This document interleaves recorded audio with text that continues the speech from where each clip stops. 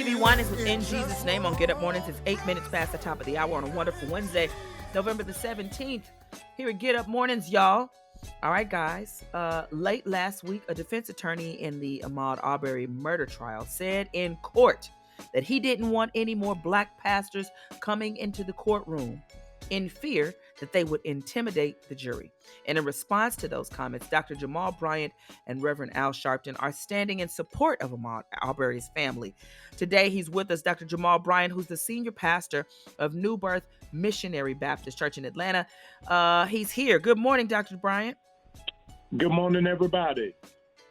Good morning. Good morning. All right, let's jump right in. Why do you think the defense attorney really didn't want black pastors in the courtroom?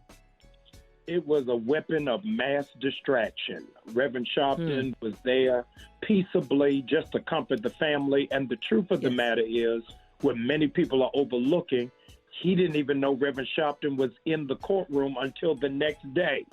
That's how quiet and how peaceable Reverend Sharpton was. But it speaks to the power of presence, is that just when you show up, you're going to make a difference and make an impact. Absolutely. So what's happening tomorrow, and what are you asking faith leaders to do? Tomorrow is going to be historic and monumental.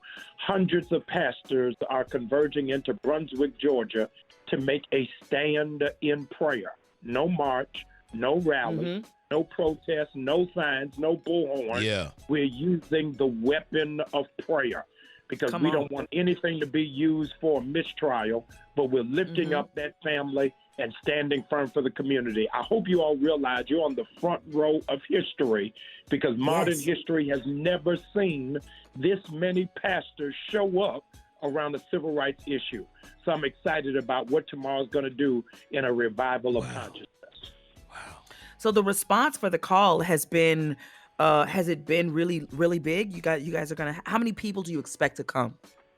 Let me say this to you. I initially called just for 100 pastors from around Georgia, but we now have pastors coming in from Seattle, Washington, from Detroit, from South Carolina, from Maryland. It's going to be a major outpouring, and all the more, not just Christians.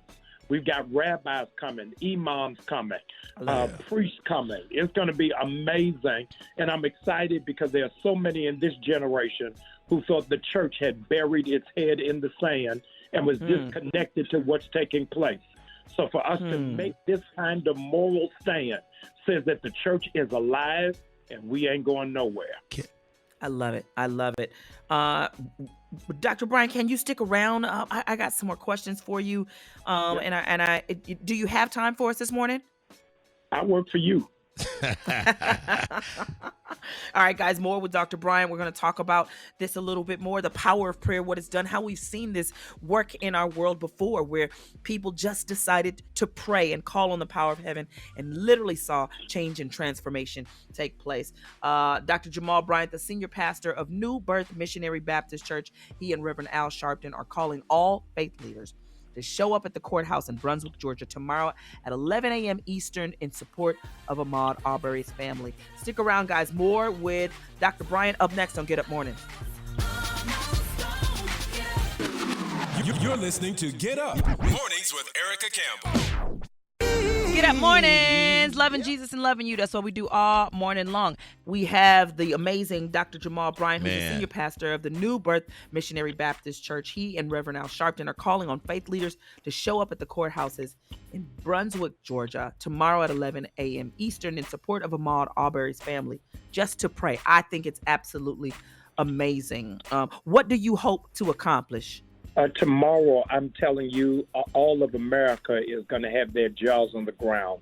We're building a human wall around the entire courthouse, just of clergy interceding for the family and for justice. Yes. We have seen so much take place from Rittenhouse to Julius Jones to now Arbery, that America needs a complete revamp when we deal with justice reform. And so we're going to do it not through legislation, but we're going to do it through intercession. I love it. Griff, go ahead. You have a question for him? Man, Jamal, well, let me call you Dr. Bryan. I just know you. Jamal is on my birth certificate. Listen, it's all right. listen. This just reminded me of old Baltimore Jamal that used to rowding people up and get the men together and make change. Are you excited the same way you used to be back in those days right now? I am excited. I am just more cautious. Because this attorney has called for a mistrial twice just on presence. And so I want to make sure that I don't do anything that disrupts the process of law that's going to take place. And that's why I am emphatic to underscore that we're not going for a rally, but the weapons of our warfare are not carnal. But they're mighty unto God for the pulling down of strongholds. And so this is really spiritual. I want to say to those of you who are listening from around the country, you don't have to be in Brunswick to pray. But wherever it is that you are at 11 o'clock, I want you to pray that God's will might be done. Absolutely. My colleague and radio personality, Darlene McCoy, is also asking women and mothers to show up in support of his mother, Wanda Cooper Jones. And they're asking the women to come dressed in white. How can people who don't live in Georgia support? I guess you just said it, at 11 a.m. be praying. Yes, we're going to be there from 11 until 1. And so here's what we can do is let's start a revival. Is that if you can't get to Brunswick, go pray around the courthouse in your city. Go pray around the jail in your city. Come on. Because there are a whole lot of grieving mothers there. There's a whole lot of falsely incarcerated sons there. The reality is, if it is real, it is not related to media. It's got to be consistent in season and out of season. We can't have a hashtag movement. We've got to have a blood-led movement. Amen. Men ought to always pray and not faint. That's what the word says, pray without ceasing. And so we appreciate you for coming on and sharing this with us today and giving us the opportunity to join you in prayer. Because the more us join together, I think our prayers will definitely touch heaven and shift this whole situation. That's what we're believing for. Thank you again, Dr. Jamal, for always bringing relevance to our relationship with God. I don't want to say religion, but to our relationship with Christ in changing the culture. Erica, I wanted to say this to you. People are getting on buses. I don't even know if you remember. I didn't even remember this till this moment. Y'all are getting ready to die. Me and Erica years ago got thrown on a bus by Bishop Jakes to go do a tour for the first MegaFest. You remember that? Wow. How many years ago was that? When we went from New York in Allen, then went to New Jersey, somewhere else. Remember, then we closed it at Empowerment Temple 3 million years ago. Wow. I do. Man, that's so crazy. Now I see you in the airport, Erica.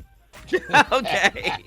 God bless you. Thank you for being with us this morning. Bless you. Love you. Absolutely. Y'all make sure you follow Dr. Jamal Bryant. It's Jamal Bryant on Instagram. Jamal H. Bryant on Instagram. All right. Make sure we are praying tomorrow at 11 a.m. Eastern for Ahmaud Arbery and his family. It's Get Up Mornings, y'all. Don't go nowhere. It gets better and better. Wake up and praise. Right here. Get Up Mornings with Erica Campbell.